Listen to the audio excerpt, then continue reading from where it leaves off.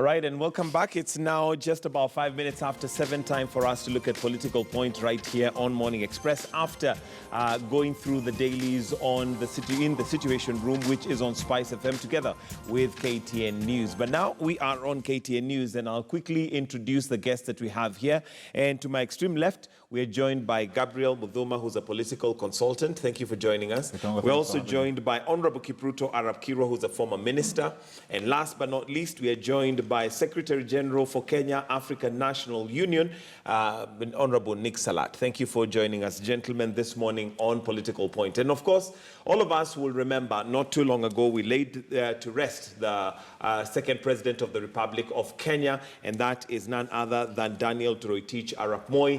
And for the longest time ever, he was a member of KANU, and that's one of the things that we'd like to discuss as we continue with our discussion right here. So I'm going to start with you, Gabriel, on your overview and thoughts of Kenya, particularly looking at and reflecting at having laid to rest the second president of this republic, and where that leaves us politically speaking, given that he had made very many steps towards where we are today. Multipartyism came in under him, although it is said that there was a lot of pressure for him to repeal Section 2A of the Constitution, but generally giving us an overview of where we are politically speaking, looking and reflecting after having laid to rest the second president of the Republic of Kenya. Thanks, Gitonga, and thanks for having me. I think it's almost 18 years removed from the from when the late president retired.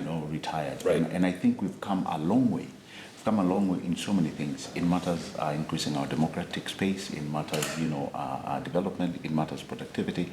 I think there's a lot that has that has happened. But there are several things that we can't forget. First of all, is the journey that we went through with the late President Daniel Toroitich Arap Moi. I think we are students of, personally, myself, I don't know about SG and Mheshimiwa here, but I was among the people who carried the name Watoto Wanyayo. And, just going back to what we remember about Moi, you will remember there was a time in between 1978 and 1979 that when the time he introduced the milk, Maziwa ya Nyayo, the intake in primary school alone shot by about 600,000 new entrants. So that is something that told you something. You may recall as well, during the Moi era, that's when agriculture was the real backbone of our economy. Correct. Forget today when we are talking about the monies that we get from the diaspora remittance.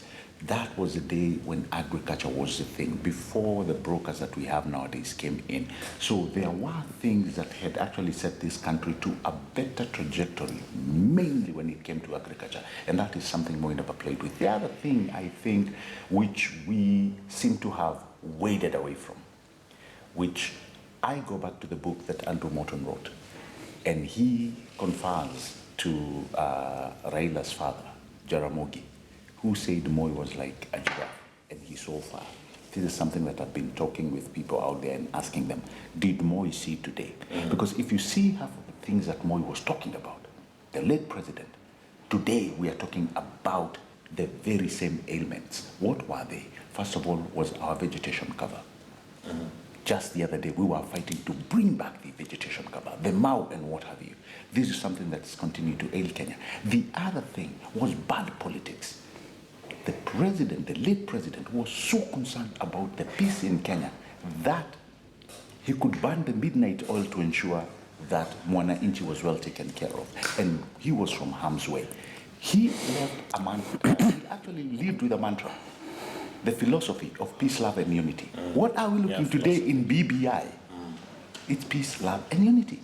We want to bring our country back together. We want to unify people. Did Moi see that far? And finally, when it comes to institutions, when it comes to education, Moi played an integral part. Gitonga, half of the schools, half of the institutions that we still have today was started by this gentleman. So there is so much foundation that the late president put up that it will actually not be, it will actually be a disservice, a very immoral disservice for us to be talking about the future Kenya without remembering what The Where president planted. All right. So in our politics today, I think when Moi said siasa mbaya maisha mbaya, we are living it today. All right. So again, I go back to what Andrew Morton wrote about what Jaramogi said. Did Moi see today? Did Moi see today? And I think those are some of the questions. All right. I'll come to you, Honorable Kirwa. You worked under Moi as an assistant minister, and maybe even just to piggyback on what Gabriel has brought up, siasa mbaya, maisha mbaya, and many Kenyans right now, particularly if we look at our economy right now, might say we are living maisha mbaya as a result of siasa mbaya.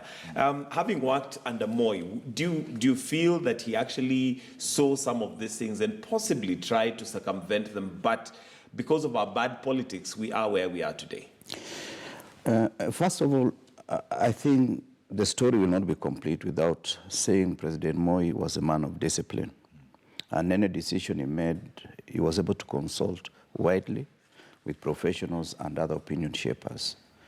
The second issue is that he was a manager of transition from independence, from the time Jomo Kenyatta passed on, and also transiting from one-party state to a multi-party system without upsetting the national dynamics of our people. Given the fact that almost 60% of Kenyans at the time the second multi-party election was done, 60% was against the government of the day. But still, he was able to manage that transition. And finally, transition to the Kibaki regime, which was a very hostile atmosphere, but despite all that, he was able to brave the storm, hand over the presidency, and retire peacefully to his home at Kabarak.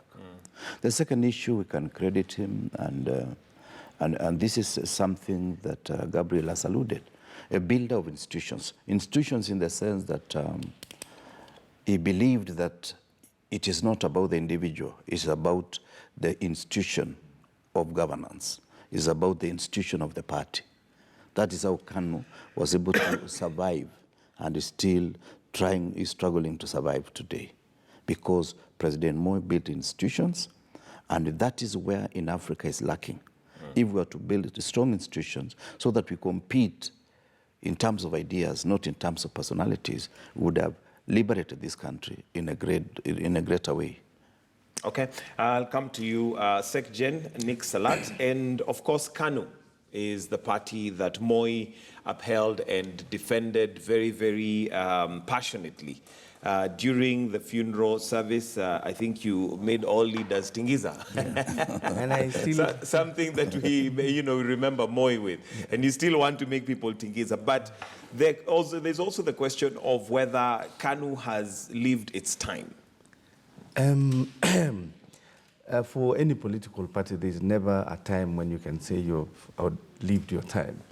Because for one, like most other founding parties in the rest of Africa and the world, KANU can only say we are no longer as strong as how much we put into the party. As Waziri Kirwa puts it, the structures and the discipline that the president puts, that invested in the party, is what we're still today as a party living on. Because for one, over the years when the president was our chairman, he kept the party very active and did everything that was necessary to ensure that party discipline reigned. And to us, as people who are still managing KANU, we find that the opportunity that has presented himself in the putting to giving Mzee his final rest is actually a rebirth of our party. Okay. We want to look at KANU to give a new beginning, so that we can now bring in the young blood to come and push forward and forward. inject. And one of the images that for me remained very strong even as we were giving Mzee a send-off is what I'd call allegiance to KANU party. There were some old men I saw coming wearing the KANU tie and, you know, really passionate about defending KANU. But for the benefit of those who possibly are a younger generation, it's a bigger majority. Yes. What is KANU's ideology? I think what we are going for is inclusivity. That was the beginning when Mzee went ahead and gave us the love, peace, and unity that Kenya needs. A country of so many tribes, you actually need to be driven by those three rallying call that the president, the late president, Mzee Moi, gave this country. That without peace, without unity, without love, you cannot have a country being together. Right. So to me, I do believe the future, as you can tell those of us who are really pushing BBI, that the inclusion of everybody to believe that this country does not belong to the few, it belongs to all of us. And that's what President Moi did. If you look at the composition of his cabinet, ever since, he tried as much to bring everybody on board, where everybody believed that everything that we do in this country, everything that we aspire to be as a nation, we are going to pull together as one. And that's what Mzee did. And you found that, difficult as it may have been, he really came out to be a nationalist, a person who saw Kenya and saw the dangers of actually lack of that.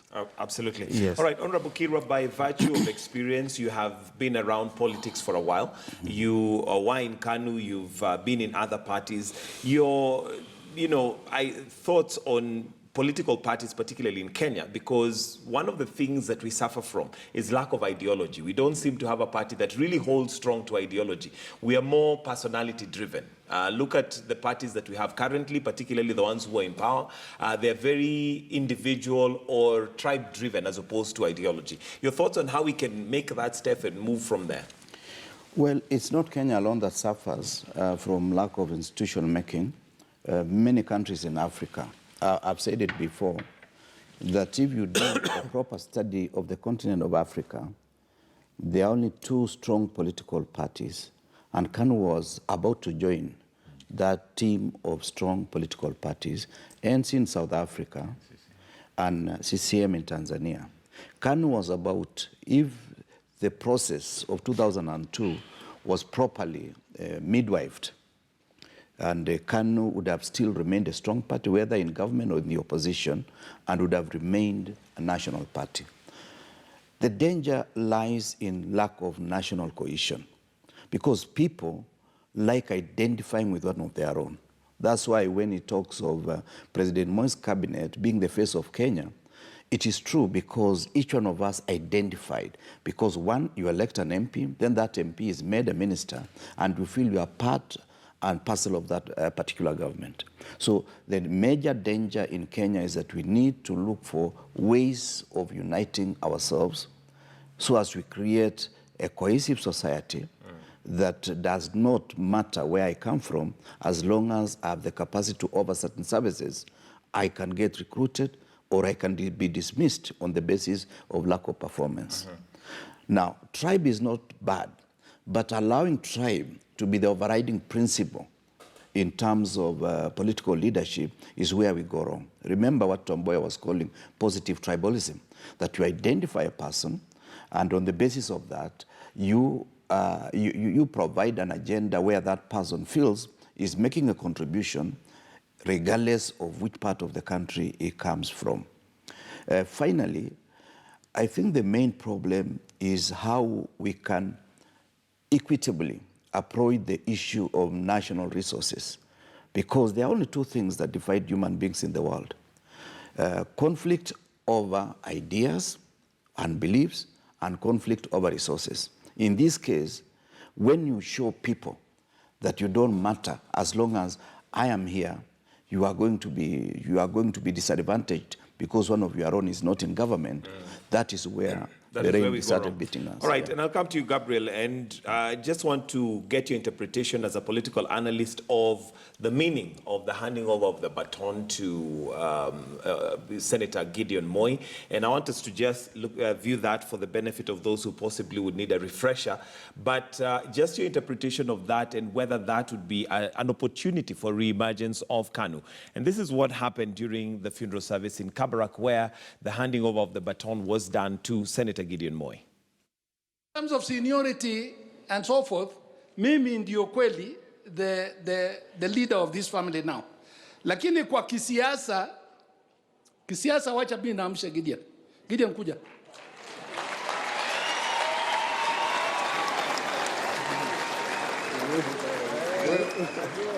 Kwa kisiasa itakuwa huyu, sivyo?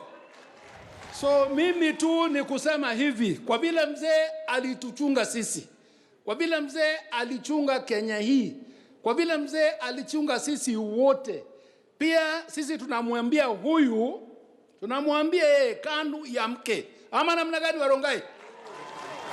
Siko hivyo. KANU ya mke, si unaona watu wamevaa kofia ya jekundu. Tunataka KANU ya mke, tunajua tuko na BBI and we want to be part of that. Tunakubali BBI kabisa. Kama vile Mheshimiwa Odinga amesema, we are behind you and we are behind the president. All right, and that's what happened. So, Gabriel, what's your interpretation of that? KANU ya mke. KANU ya mke, and I'm glad actually today. You know, I'm glad the MG of KANU is here. So there's so much I think we can learn from KANU ya mke. But you know, if historically you look at what Mheshimiwa Kirwa is saying, when it came to administration and it came to institutionalizing matters, I think Moi had a very good hand in it. And you may recall, Gitonga, how Moi ran from the provisional administration. You came from the PC, the DC, the DO, you know, you went all the way down to the headman, you went the way to the chief, to the sub-chief, you know, and what have you. Out of the 8 provinces that we had, the administration structure was so core that we are told the late President Moi would know what was happening in your village. And that was because of a structure that he had put, not within government, not only within government, but also within the KANU fraternity. You may recall we had KANU offices all over. And in any place that you would go, I remember there were some certain services, people would ask you, kadi yako, kitambulisho ya KANU iko wapi? So you had almost 2 IDs. You had one ID, which is the national ID, and you had the KANU ID. So we even had the KANU youth wingers, you know. So KANU was strong, you know, back then. And so when they are talking about, and when they are talking about Amsha, but that momentum seems to have been lost, and of course for various reasons. Correct. And the question then would be, do you see a reemergence of KANU? Is there that opportunity, particularly given that KANU seems to have appealed to the older generation? I'm not sure they have regenerated themselves to now appeal and have ideologies that appeal to the current mass. No, there's something which you said which was quite evident, that with time, what we saw, like in Kabarak, you had only the elderly people who came with, you know, the red shirts and the KANU ties and what have you. That actually gave you a spec that, you know what, the people who identified with KANU were the older generation. So here you have a KANU that's trying to re-emerge, a KANU that is trying to recreate herself. Now, one thing you have to give to parties in Kenya, there are ways that parties and politicians have mastered a way of reinventing themselves. So are we going to see a case where KANU is actually trying to reinvent herself to be the party, you know, a party of the future? Remember what Moi told us. He said KANU will rule for 100 years. And by the way, every person who, I'm not saying every person, but most of the people who are holding offices today, their roots come from KANU. Emerge from KANU. Even, I mean, if you're looking at Raila today, there was a time he had a stint in KANU. Our current president, Uhuru Muigai Kenyatta, he was a KANU chairman. If you look at our deputy president, William Ruto, he was a KANU, still what? So it goes on to tell you what Moi was envisioning, even though they are in different parties today, but they still have the mark of KANU. Having said that, finally, what did the symbolic transfer of the rungu mean? I think, to me, and I stand corrected, it meant 2 ways. One, it meant the work that the late president had left, and the fact that he wanted a strong KANU. I mean, he was still a KANU member.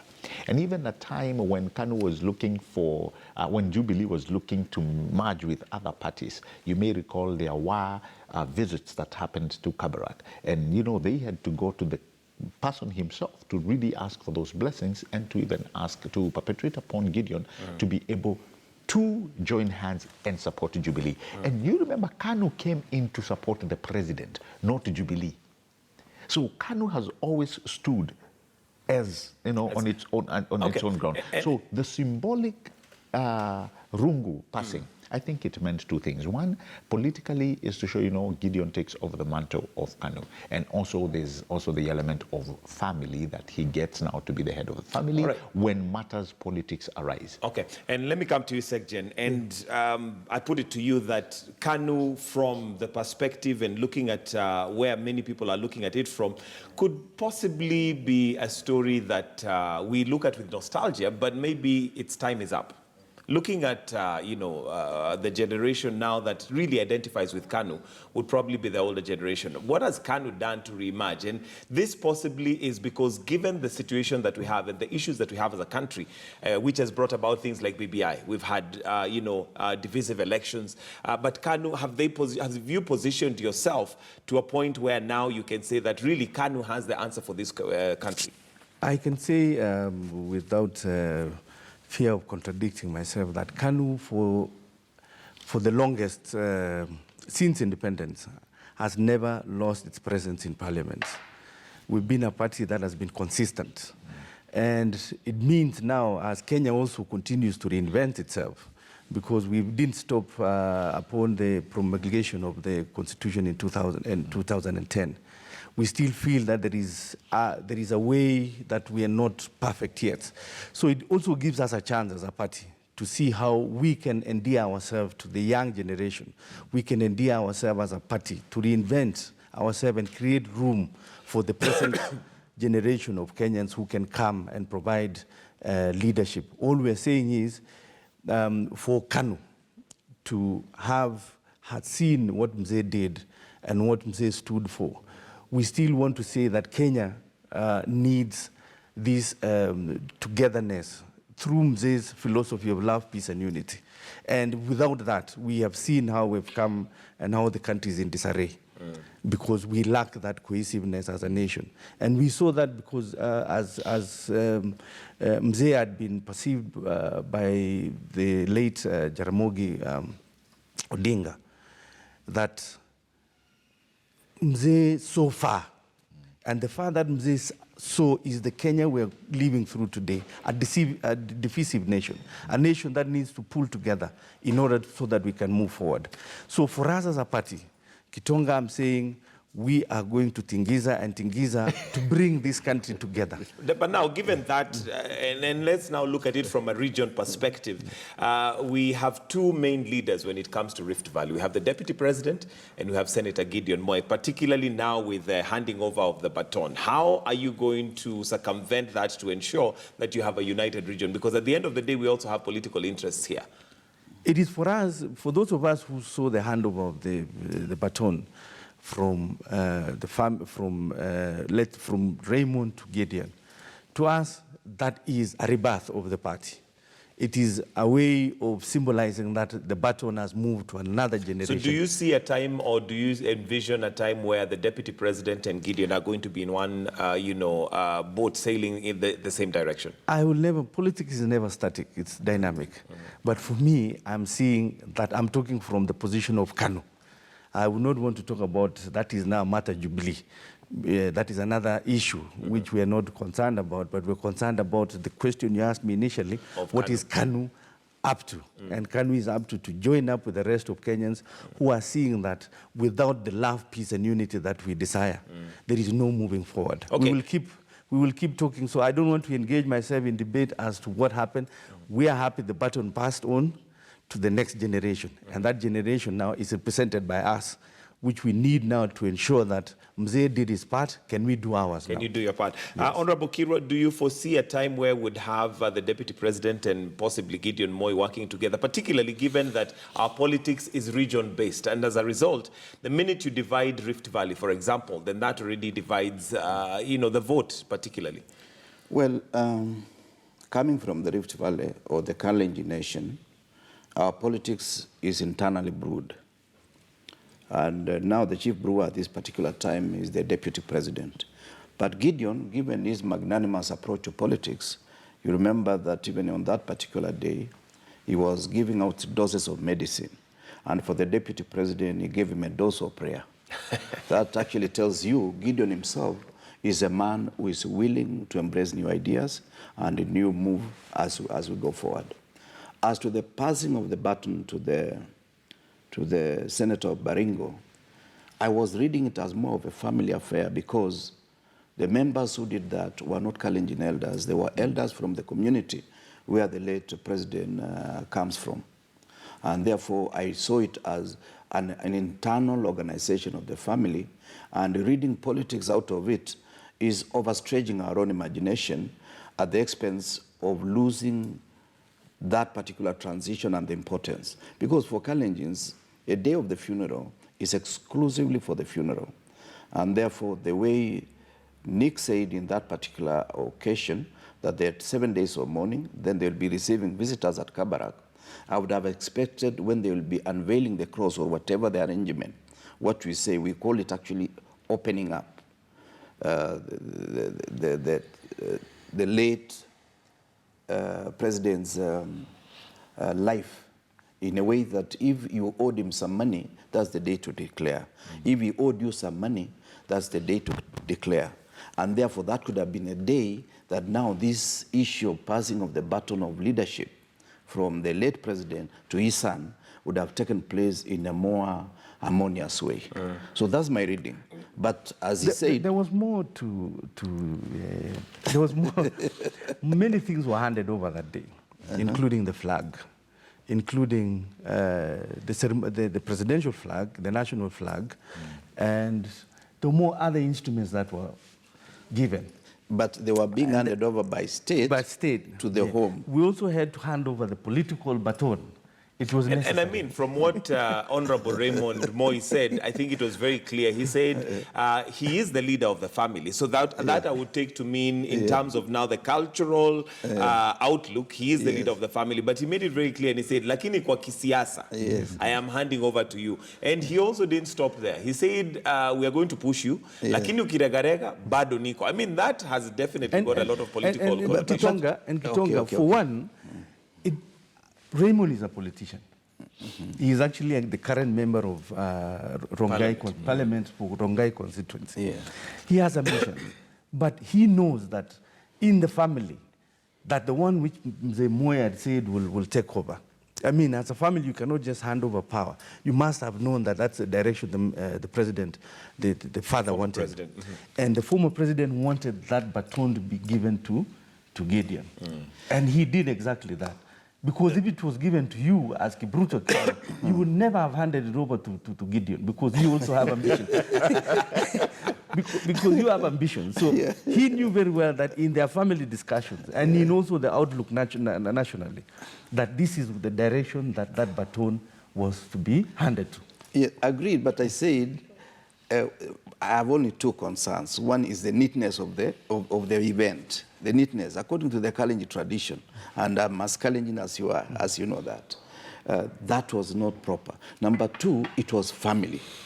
It cannot be seen that the Kalenjin nation, because that is what people are overstretching, the Kalenjin nation has decided Gideon is the next heir apparent in terms of a political arrangement. That is not... That is not there. That is not the case. What I would pray, and from what I pray, I do not think, and I stand corrected, I do not think, but I heard Raymond say, I do not think Gideon got the real fimbo that Moi had, because there are things that I believe are national treasures. The real fimbo that Moi had should actually find its place in a museum, a great national museum, just like the fly whisk of the late President Jomo Kenyatta, just like the seat he sat on, just like our constitution. These are national treasures that carry a lot of weight, historic weight, that me and you can take our children and show them and remind them, look. True. But I want us to look at the political... When you look at the political, let me tell you, the political handover, really, if you ask me, it is so personal, meaning that Senator Gideon Moi has to reinvent himself. He has great shoes to fit in. I do not want to downplay what the father meant to this country. Moi, we remember him as the president. Back then, he was the all-powerful president. And there are things that he did to shape where our country is today. The fact that, you know, even though people say he was coerced, he was pushed to just allow multipartyism to come in, the fact of the many things that he taught and warned us, all the way from Umomonyoko Udongo, had to Panga Uzazi, to his last testament in a political, in a national holiday, when he told people, and I remember this very well, when he said to people, musiunde siasa zenyu kwa msingi wa chuki. This was something that was so close to him, all right? So the shoes that Moi left, I do not want to think that there's any politician who can fit into them right now. It will take time. Even for Senator Gideon Moi, it will take time before he emerges as the KANU big man that Moi was. Okay. So despite he's a son, there are things, and Secretary General can tell you, there are things that will take time. All right. He must know how to play the regional politics, the national politics that Moi played. And that right there is where now I want us to possibly just watch what the Deputy President has been doing, because now when you talk about regional politics, that's where possibly the ship will either sink or swim. We call him the prophet of politics. He knew this very well. And of course, the Deputy President, having been a son of Moi, politically speaking, possibly learned a few tricks. And I want us to just watch the Deputy President as he has made inroads, particularly to Central. And of course, we do know that if the Senator Gideon Moi, which we expect is going to do, move to other offices, politically speaking, let's listen in to the Deputy President as he makes his declarations regarding 2022, because that's where many Kenyans' eyes are trained. Na ndio mimi nataka niwaambie wanasiasa wengi watulize boli, mambo bado. Sina namna hiyo. Waache kuzunguka pere. Iko mtihani inakuja, my friends. Hapo mbele hawa wananchi si wajinga. Wananchi wanajua nani wa kufanya kazi, nani wa story. Ama ni aje? Si mmesikia Mama Mburu amesema iko shortage ya watu wajinga Kenya hii. Sasa kama Mama Mburu pana anajua iko shortage ya watu wajinga, nani aelewi hapo? All right, so Honorable Nick Salat, how do you see this panning out, particularly Rift Valley? We have the North Rift, South Rift, but when we look at consolidating and having Rift Valley coming together and, politically speaking, how do you see this playing out, given that we have two main leaders now? We have the Deputy President and we have Senator Gideon Moi. For us as KANU, we believe this is not a short race. It's not a 100 meters dash. This politics is a marathon. It's a marathon for us. And we believe those who have gone ahead to declare their interest before that time comes, we also know that we are prepared as a party and within the leadership that we will present our case before the people of this country. And that case will be what is in it, what is that we can do to make Kenyans' lives a better, make Kenya a better place. So most people look at the DP and coming from the same region that we come from, that he has a head start. There are so many things that will change. There's so many things that will make this country a different Kenya going into the next election. And I do believe that is where we will invest our energy in to ensure that the push for BBI, the push to have this country, the inclusion of all Kenyans, is one that we will ride on as a party and to support because we don't want to go into the next general election the way we have done it from 2009, 2013, and 2017. We know what will happen if we continue thinking that it's going to be a one-man show. We want the next dispensation, to be an everybody's show, a Kenyan show. Okay. So, and now that you bring in BBI, from the party's perspective, what do you see as a key performance indicator that must be in place? I think ODM had used the term reducible minimum that must be in place before we get to 2022, because as a party you must have a stand. We have the inclusivity of all Kenyans in terms of what is inclusivity? In terms of the structure of government. We cannot have that center. You know, we need to demystify the presidency so that it's not about our turn. It should be every Kenyan's turn. Because what people have been fighting for and what people still believe is that when you become the president of this country, you now have a chance to bring your people. It's time to eat. You know, it's our time to eat. Like one of the former Kidongo had put it, it's our turn to eat. For this time, we want to have a Kenya that is for us an inclusive Kenya. Is that in form of an and that means now we will have we will have a parliamentary system where, as Kipruto Kirwa had said during Moi's time, people who were elected to parliament and made ministers within that felt like also we have a stake in that government. But right now there is that lack of a connection, a disconnect between the electorate, the Kenyan people, and the leadership of the day. And therefore now you have Kenyans really not having any interest in saying, I belong. So we want a Kenya, by going into 2022, a Kenya that we say we belong. Okay. And that's what KANU will push for.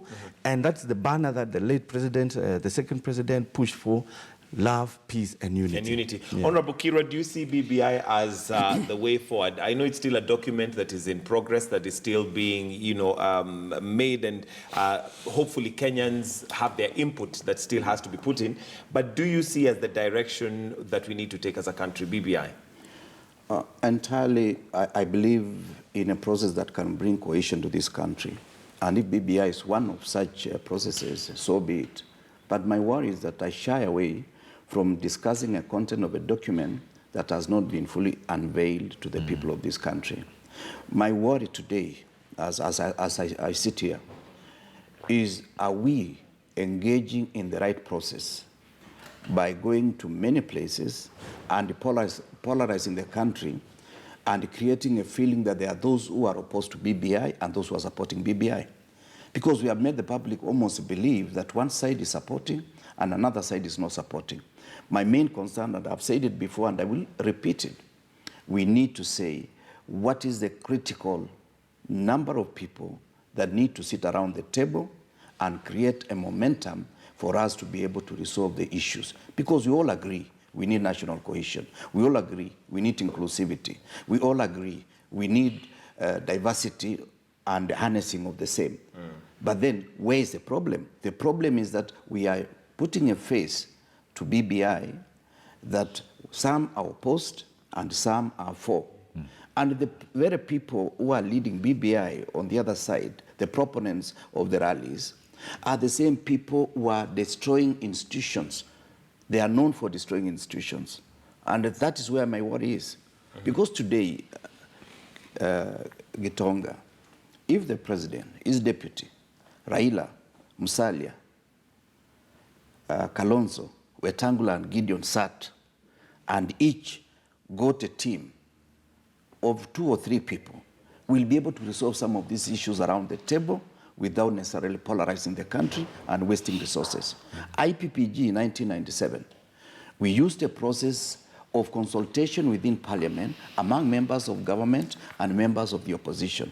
And we reached a milestone, including removing a clause that would make somebody not run for the next election if he had an election offense, and many other constitutional amendments. But today, we are looking for ways of reincarnating some political fossils and creating a wave that is supposed to marginalize some of the individuals who are serious competitors on the political landscape.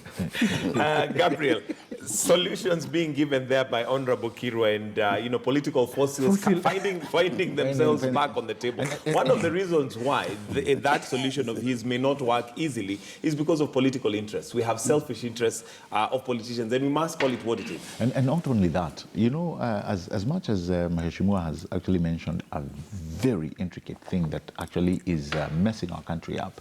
You see, we came up with a very good clause like Chapter 6. In fact, what Chapter 6 was to do was to sieve for us leaders. But you had people who started fighting Chapter 6 from day one, using courts, using other crude ways to just get in. You had so many people who did not have the requisite instrumentations that were required, whether be it academic or what have you. But they were able to get it. Somebody who never went to school, but he was able to present a degree. And there are so many governors in court today who went out to buy certificates, academic certificates, so they can at the very least be at par. Now, you can imagine, we bended a very good chapter, which was supposed to see for us leaders, that today we have everybody who is running for this position. So when you tell me, if we've not been able to implement Chapter 6, that's why people are it's not that they don't want BBI, but people are asking, if we've not actually been able to implement Chapter 6, how are we going to implement BBI? And I know BBI is going to come up with its own solutions and probably methodologies of implementation. But Kenyans are still wary. How are we going to, if we cannot install, if we cannot really ride on a very simple thing called Chapter 6? So I think it's going to be a market situation as we move along. And as much as we want to portray that BBI will solve everything, I don't think it's a magic bullet. It is a good thing. I mean, I have read that document 3 times. Getonga, I can tell you, BBI contains some amazing things if implemented. They will change how this country is run. The keyword is if they'll be implemented. If they're implemented. BBI contains some amazing things. You may not agree with the entire document, but it has some great things for this nation. Some that actually, if implemented, will change immediately how our country is governed and how our country is run. But more than anything, about creating positions, I don't think that will be it. If you really want to demystify the presidency, power and empower and reinvigorate devolution, you've sorted matters. Let a child from Turkana be able to get the very same service a child in Central is getting when it comes to school and healthcare. Let them be able to enjoy the very services that that child in Mombasa and all other counties are enjoying. Equalize the services. And guess what? People will be asking, who is our president? Because services will have come to Mashinani. Their governor, their MCA, their MP will be the people to buy in. Because now they will be able to hold somebody close to them called an MCA responsible. And you see, you cannot hold such people responsible when the pathway to electing that person is flawed. So create this pathway called Chapter 6. Ensure that we get the best leaders out of, coming out of the leadership mantle. And remember, I tell people, we don't outsource our leaders. We have them within us. So we have a duty, me and you, to go for the best. So after every 5 years, what we should be looking at, coming closer to any election, will be who is the best woman or man to be able to deliver this. And if it starts in devolution, we will have a game changer in this. All right, let me come to you, SecGen. And one of the issues that we have as a country that has kept us at war, especially during election, is divisive elections, based on the arbiter, the referee that we have, IEBC. From Kanu's perspective, what do you see as a possible solution for us to ensure that we have elections that are free, fair, and verifiable? In terms of IEBC, I can say I've been a victim of IEBC. It's flawed. Looks like every politician who comes here, they've been a victim one time or the other. I'd be at the forefront to ensure, to push for really overhauling the system. Because when you have the government having a hand in how the IEBC is composed, the composition of IEBC and the government of the day, definitely you will have it skewed towards the government that What is they in want. power. And if we are to go forward and have an IEBC that can deliver, we need independence. We need that office independent. Independent in terms of its funding, its composition, so that everybody can start believing that they are going to deliver a credible and very viable election results. Because for one, the transmission, everything is held in secrecy. And the worry for many Kenyans, Sekjen, is the fact that, for instance, KANU right now is quiet, whereas we have very many reports that are gathering dust that recommend that IEBC needs to be in place, set up, ready, at least 2 years before the elections. We're in 2020 right now. Yes. Elections are in 2022. I've not had KANU come out and say, look, IEBC needs to be sorted out now. So you start, I don't know if you're going to be going for elections in 2022, but you stand to lose again at that. Should we not sort it out now? That's why we need to really conclusively bring the BBI report faster than we need to fast track, so that we deal with it, as the Prime Minister, the Right Honorable Raila said. By June, we go into a referendum. If that's what it means. That's what it means, so that we can have time to put in place those structures that are necessary to give a credible election, and one being IEBC. And also to have the structure of government, if it's to change, we start preparing the nation for that new structure of government that would be brought about by BBI. Do you see that as a solution, given that we've not been able to implement the constitution as it is right now? And like Gabriel mentions, chapter 6, a very simple chapter that is supposed to almost safeguard that we have the right leaders, we have the right people, because a system is only as strong as those who run it. I can say that Kenya being 50 plus years, we cannot say we can have everything perfect, but we can try. Because look at America, it's over 300 years, and still they have issues, okay? And that's a democracy. So as we grow as a nation, we will perfect going forward. Going forward, because we cannot say we get everything right, but let's get that which can bring this country down right. Okay. Honorable Kiru, I don't know if you've been a victim of IEBC yourself, or... It seems like everybody has been a victim at one time or the other.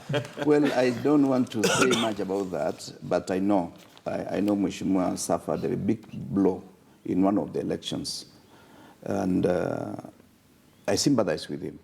The only challenge that we have today as a nation is that the leaders we have are a reflection of the society we live in the sense that even some of the governors Gabriel mentioned that do not have genuine university education have gone for election and re-election, which means members of the public believe in those leaders, and therefore, regardless of their crooked ways of acquiring certificates, the society is still happy with them.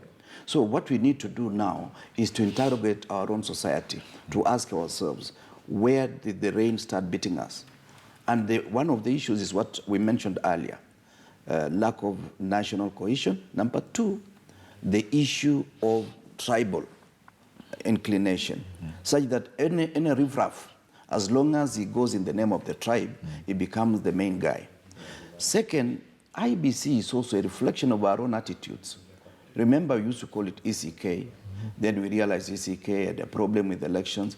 Then we baptized Independent Electoral Commission and Boundaries Commission, but it still got the same bad manners because the individuals are still the same. We fish them from our society. We control them when we are in government. We fight them when we are in the opposition. And we don't want fairness. The main problem in Kenya is that we don't want fairness. We say things are fair when they go our way. Things are bad when we are disadvantaged. But fairness is still lacking. So we need to interrogate that. And back to BBI.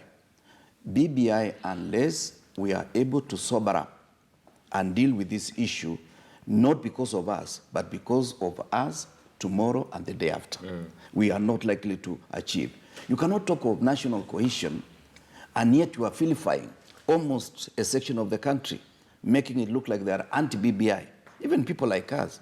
I support BBI, but can we distill the issues? There are issues which are administrative, issues which are policy, and issues which are normal legislative constitutional amendment, and other issues which require referendum.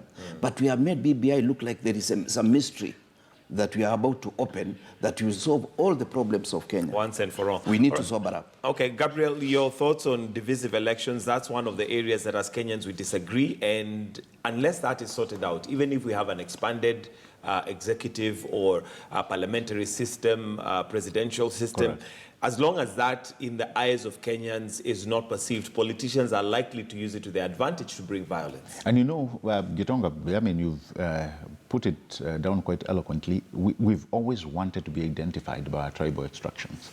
And the minute we do that, nationalism is actually eroded. And majority, I was giving somebody an example. It is not unheard of for two brothers to be elected, like in the US, two brothers to be elected in two different states. You had the Bush brothers. One was in Texas, the other one was in Florida. Yeah. They are two brothers. I mean, in so many places. It is almost near unheard of for somebody like SG here to go and run in a place like Kirinyaga and become their governor, because we identify somebody by their ethnic extraction. So our divisive politics start actually from the incubator itself, our very own tribal bias. So as we move along, the minute we realize that having the best person for the job is far much superior than having somebody who is speaking my language, the day we realize that, I can guarantee you Kenya will actually set itself on a new course. The more we keep incubating tribalism and cacating it into our fabric, the more we are losing. But where do we get it wrong, Gabriel? Because I use an example, and sometimes I say when you go to the market and you're buying fish or cabbage or whatever, the question of tribe never comes up. No. You'll never hear somebody say, what tribe are you before I buy from you? Correct. We seem to interact very well. Get into a matatu, Correct. nobody ever brings that up until Yes. we get to the election. Correct. So is it really the populace that is tribal, or is it the politicians that whip up emotions and ensure they bring people to those tribal cocoons when it comes to election time? By the way, Gitonga, you realize somebody said our problems always starts with politicians, because they are the ones who actually plant this seed. They are the ones who will come and tell you, by the way, do you know why are you voting for this person? He's not even from your own area. He doesn't speak your language. They actually spend so much time doing the homework on this individual than they do the homework on what you need.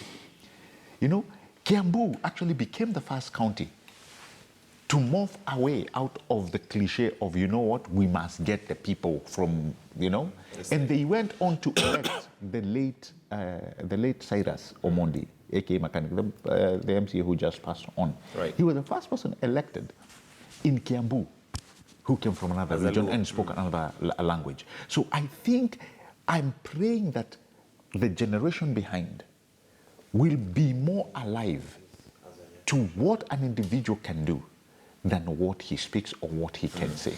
It is therefore going to be an aberration for us to be continuing to talk about tribalism, and we are doing nothing about it.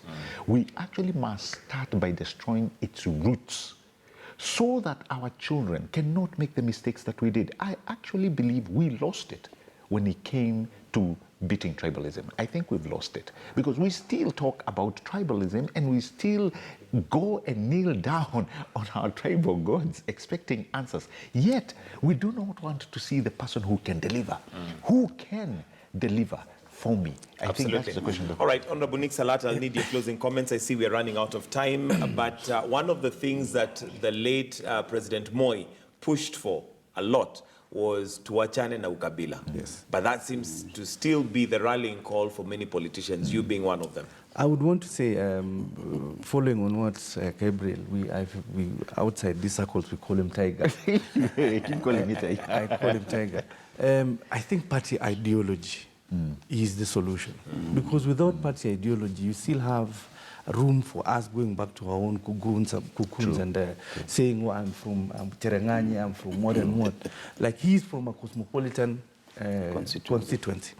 And he's tried to really give those people the services they require without looking at. But now, for us as political leaders, we still are not sticking to the ideology of a party.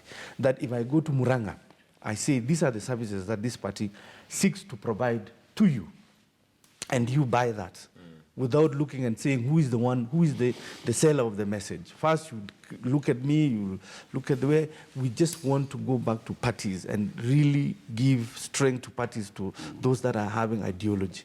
So are we conservative? Are we socialist in spending your money? How are we going to spend your taxpayers' money? Correct. How are we going to be prudent in spending that money? As a political party, that's what we need to be selling to Kenyans. And say, this Jubilee has not done well in spending your money because it's the people's money. Correct. And that money does not have a tribe. Correct. It is taxpayers' money. And we're all taxpayers in our own right. So once we start saying it is your money we're addressing and we want to give you the best services from that money, the political party should tell us how moving forward you can make Kenyans better, have a better lifestyle using their own money. Because that's all. Yeah. All right, ideology. Honorable Kira, your closing remarks. I agree entirely with the SG because at independence, there were two main parties, KANU and KADU. And they were clear on the ideology. One of them was for devolution and one of them was for unitary government. But also agreed on the key principle that we must emancipate our country before we look at those challenges. But increasingly, we became more and more tribal. I remember the late Wafula Abuge was elected a member of parliament in Nakuru, and yet majority of the Nakuru residents at that time were not necessarily from his community. Mboya was elected here in Nairobi, and there were several other people who were elected away from their homes. Even Kibaki was in Nairobi until 1974 when he moved to Othaya. So we started being tribal, partly because after independence, we lost the focus. We now went for what can I do for my community, what can I do for myself, and we lost the original focus. So the most important thing is let us go back to parties with ideology.